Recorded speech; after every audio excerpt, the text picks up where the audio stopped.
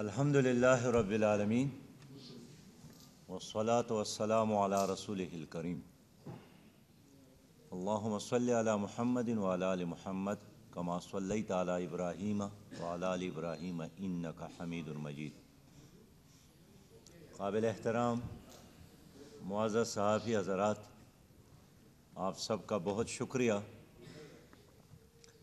آج ہم نے جماعت اسلامی پاکستان کے مرکزی دفتر منصورہ میں پاکستان کے مزدوروں کی سب سے بڑی تنظیم اور فیڈریشن نیشنل لیبر فیڈریشن کی قیادت کو بلایا ہے۔ نیشنل لیبر فیڈریشن پاکستان بھر کے مزدور تنظیموں کا سب سے بڑا فورم ہے، جس میں تمام بڑی تنظیموں کی نمائندگی موجود ہے۔ کروڑوں مزدوروں کی اس نمائندہ اجلاس میں 2024 کے الیکشن کا جائزہ بھی لیا گیا، مزدوروں کے مسائل ڈسکس کیے گئے، موجودہ نظام میں مزدوروں کے لیے جو جینا مشکل بنایا گیا ہے، اس ساری سچویشن پر صلاح مشورہ بھی ہوا کہ کس طرح ان سے اپنی قوم کو اور خاص کر مزدوروں کو اس کے برے اثرات سے بچایا جائے۔ ان کی رائے لے لی گئی، سب نے مل کر مزدوروں نے 2024 کے اس فراڈ الیکشن کو مسترد کیا، کیونکہ یہ الیکشن نہیں تھا۔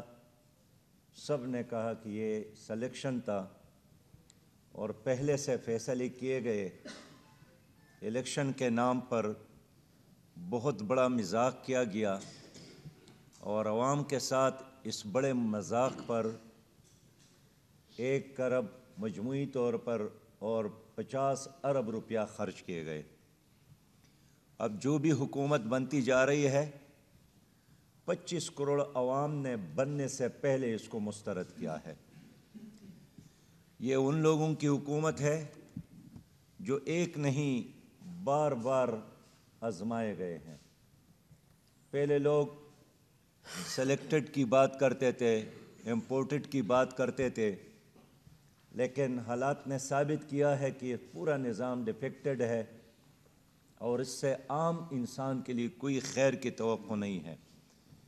اس حکومت کے ماضی کی پالیسیوں کی بھی منفی اثرات عوام پر پڑے ہیں، اور اب بھی اس کے سب سے زیادہ خراب اثرات عام آدمی اور عام مزدور پر پڑیں گے۔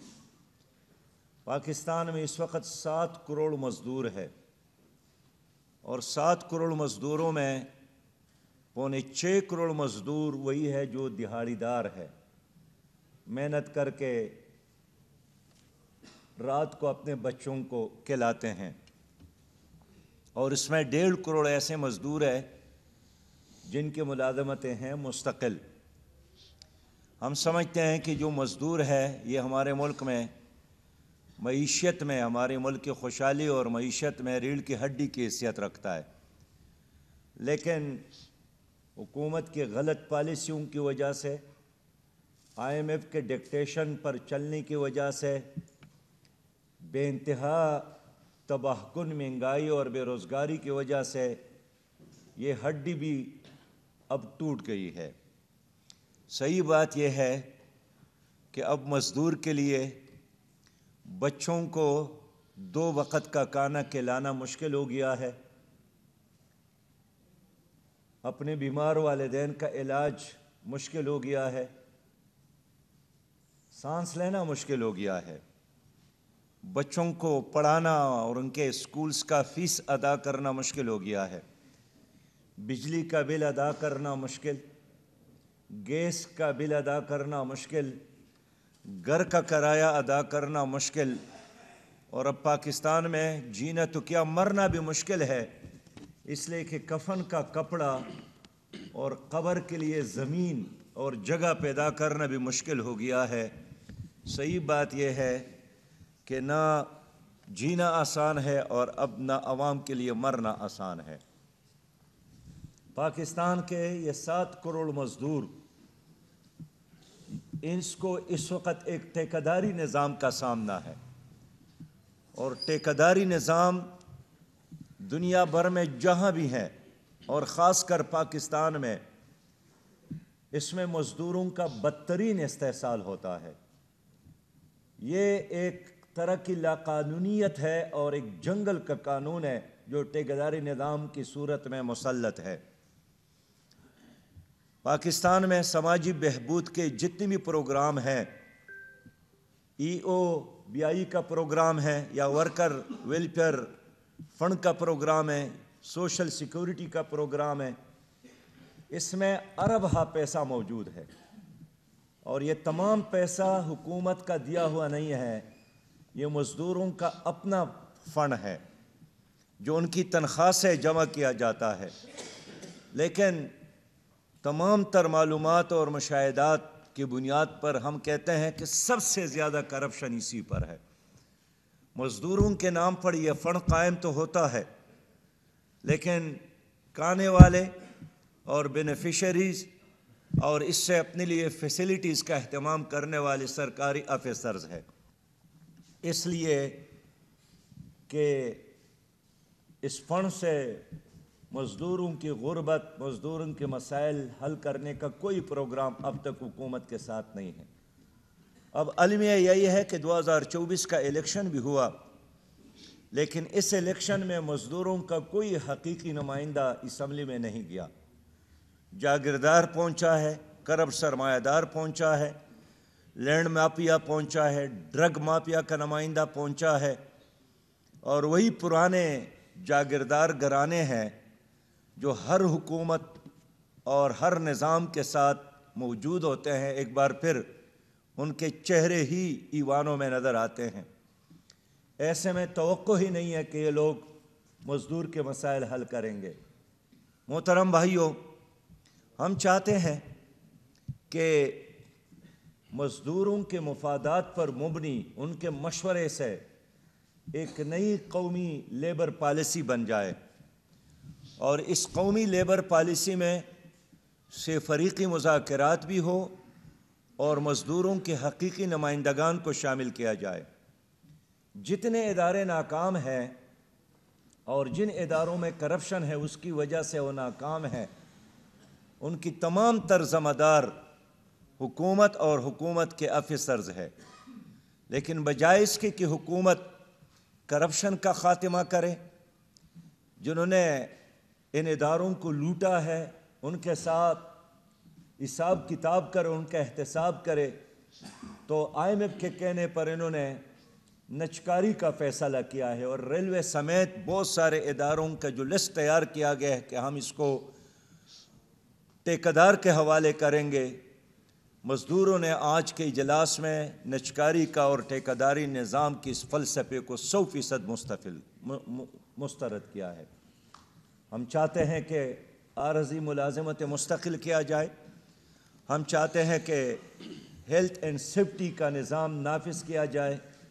آپ دیکھتے ہیں کہ ہر سال سینکڑوں مزدور بلوچستان کے کوئلہ کے کانوں میں مر جاتے ہیں، ہلاک ہو جاتے ہیں، شہید ہو جاتے ہیں، لیکن ان کے بچوں کی کفالت کا پھر حکومت کے ساتھ کوئی انتظام نہیں ہے، بلکہ میں نے دیکھا ہے کہ ان کی لاشوں کو کوئلے کے کانوں سے نکالنے کا اور ان کے وارثین تک پہنچانے کا بھی کوئی انتظام نہیں ہے۔ وہ بھی بیچارے مزدور خود چندہ کر کے ایمبولینس کا اہتمام کرتے ہیں۔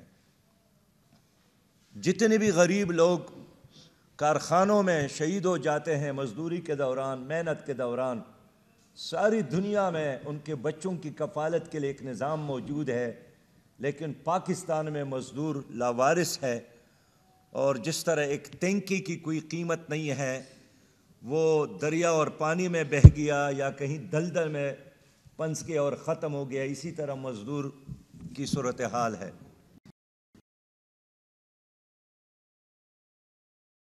مزدور بھائیوں کے ساتھ کڑی ہے، ہم نے ہمیشہ ان کی سرپرستی کی ہے، اور جماعت اسلامی کا مطالبہ یہی ہے کہ کارخانوں کے منافع میں مزدور کو شریک کیا جائے۔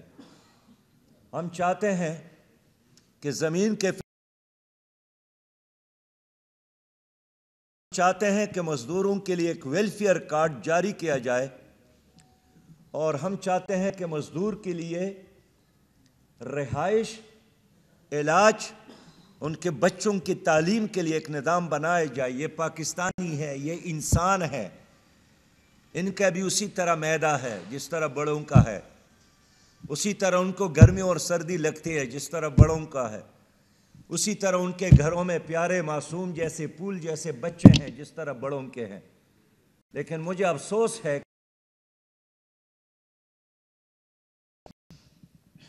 یہ لوگ اپنے کتوں کا خیال تو رکھتے ہیں، اپنے گھوڑوں کا خیال تو رکھتے ہیں، اپنی بلیوں کا خیال تو رکھتے ہیں، لیکن ان کے ساتھ مزدوروں کے ان مشکلات کا کوئی احساس نہیں ہے۔ میرے محترم بھائیوں، یہی لوگ ہیں جو مزدوروں سے ووٹ لیتے ہیں۔ مزدور کا نام لینا بھی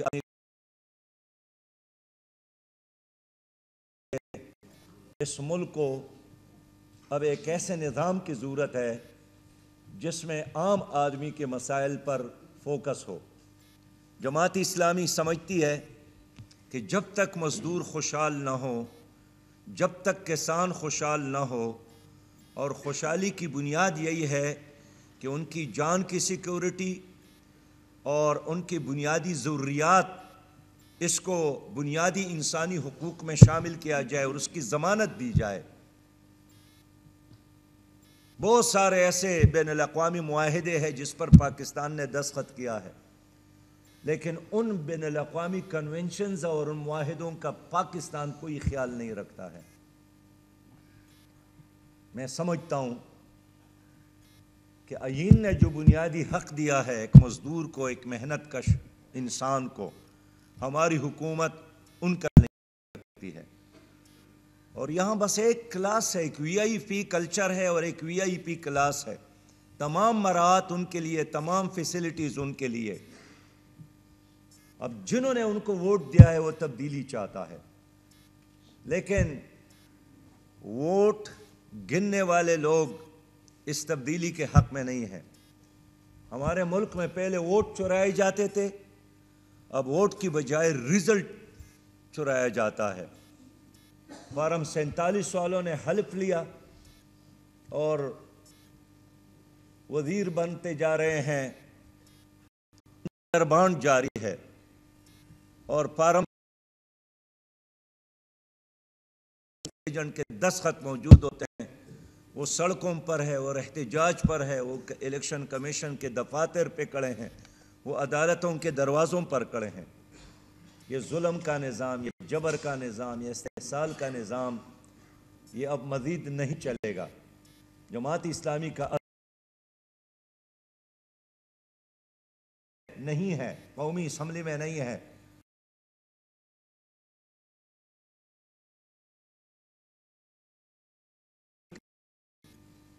اور ان بھی جان دیواروں سے بات کرنے کی بجائے ہم باہر زیادہ آپ کو نظر آئیں گے۔ ہمارا یہ عزم ہے، ہم مزدوروں کے مسائل کے لیے ہر قربانی دینے کے لیے تیار ہے۔ ہم ان کے حقوق کے تحفظ کے لیے ہر قربانی دینے کے لیے تیار ہے۔ میں نے آج منصورہ میں اپنے مزدور بھائیوں کو ویلکم کیا ہے۔ یہ ہمارے جسم کے ٹکڑے ہیں، یہ ہمارے سر کا تاج ہے، یہ انمول ہے۔ یہ مزدور، یہ موتی، ہیرے اور ہمارے لال ہے۔ ہم انشاءاللہ کسی بھی صورت میں ان کو ضائع نہیں ہونے دیں گے۔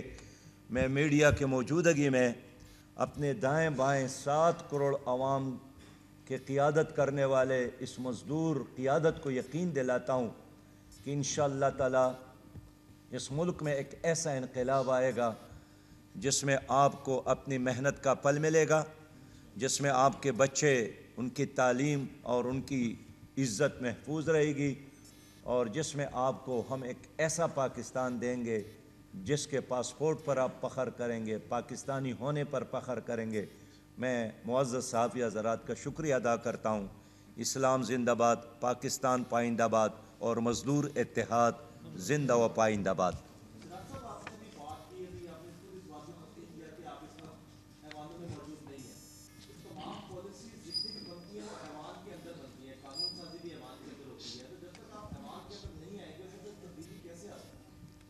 ایوان سے ہمیں باہر کیا گیا اور داندلی کی گئی، ہمارے ووٹ چرائے گئے۔ فارم 45 کئی حلقوں میں ہمارے ساتھ ہیں اور فارم 47 کے مطابق اعلانات کیے گئے، اور افسوس یہ ہے کہ انہی چہروں نے حلف بھی اٹھایا اور بغیر کسی شرم کے اب وزارتی بھی مانگ رہے ہیں۔ لیکن ہم ان تمام ایسے جعلی کاروبار کرنے والے ان افراد کو نہ تاریخ معاف کرے گی نہ قوم معاف کرے گی، اور ہم اس کا پیچھا کریں گے۔ آلریڈی ہم عدالتوں میں ہیں، ہم الیکشن کمیشن میں بھی ہے، اور میں ایک بار پھر الیکشن کمیشن سے کہتا ہوں کہ جتنا جلد آپ ان لوگوں کو ان کا حق دے جن کا حق دوسروں کو دیا گیا ہے، پاکستان کے حق میں ہے۔ ہم نے تو 10 فروری کو یہاں پریس کانفرنس کے مطالبہ کیا تھا کہ الیکشن کمشنر نے عوام کے ساتھ انصاف نہیں کیا، حلف کے تقاضوں کو پورا نہیں کیا، قوم کی جمہوری حق کی حفاظت نہیں کی، ان کو استعفیٰ دینا چاہیے۔ اب تک انہوں نے استعفیٰ نہیں دیا، لیکن ایک سیاسی جماعت ہونے کے ناطے ہم ان گلیوں اور کوچوں میں، چوکوں اور چوراہوں میں پہلے سے زیادہ آپ کو نظر آئیں گے۔ ہم پیچھے ہٹنے والے، ڈرنے والے، دبنے والے نہیں ہیں۔ ہم انشاءاللہ تعالی قوم کے حقوق کے لیے جان کا نذرانہ اور خون کا آخری قطرہ دینے کے لیے تیار ہیں انشاءاللہ۔ جی شیخ صاحب، الیکشن کمیشن کا مطالبہ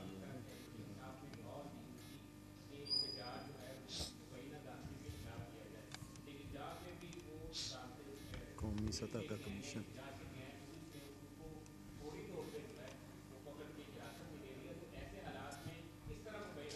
لاہور میں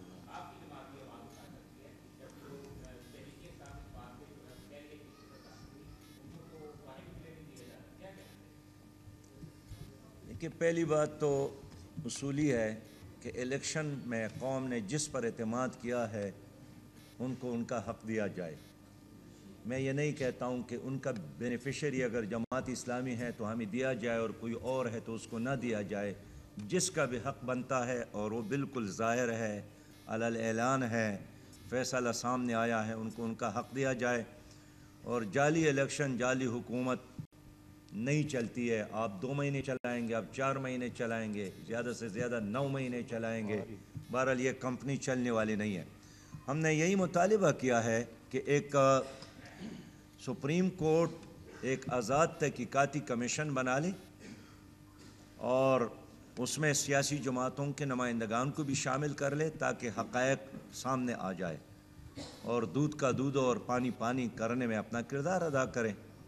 باقی سب سے پہلے الیکشن کمیشن کے سامنے احتجاج جماعت اسلامی نے کیا۔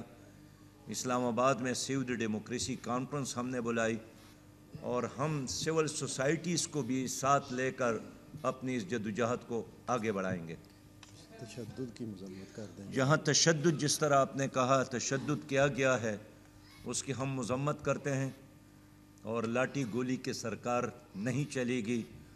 اور یہ بدترین امریت ہے کہ اگر ابھی حکومت بھی نہیں بنی ہے تو کسی کو اپنے حق مانگنے کے لیے جلسے اور جلوس کی اجازت اگر حکومت نہیں دیتی ہے تو امریت اور کیا ہے؟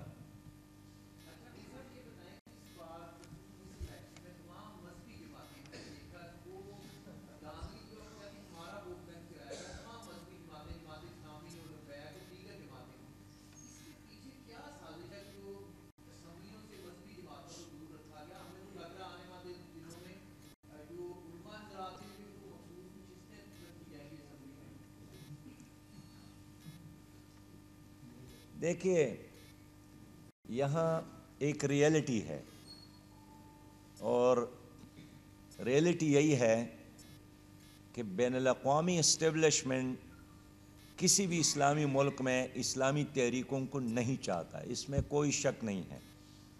ہمارا ایجنڈا ایک ملک کے اندر بھی ہے، ویلفیئر اسلامی پاکستان، ایک بین الاقوامی بھی ہے کہ فلسطین کی آزادی ہو، کشمیر کی آزادی ہو۔ اور صحیح بات یہ ہے کہ عالمی اسٹیبلشمنٹ ہماری اس موضوعات سے کسی بھی صورت میں متفق نہیں ہے۔ تو میں اتفاق کرتا ہوں کہ اگر آج انہوں نے جماعت اسلامی کے ووٹ کم ظاہر کیے ہیں، ہمارے نتائج تبدیل کیے ہیں، تو اس میں اس ملک کے اندر طاقتوں کے علاوہ بین الاقوامی طاقتوں کا بھی ہاتھ ہے، جو نہیں چاہتا ہے کہ ایوانوں کے اندر وہ انقلابی لوگ ہو جو عالمی سطح پر ہمارے مفادات کے لیے خطرے کا باعث ہو۔ بہت بہت شکریہ۔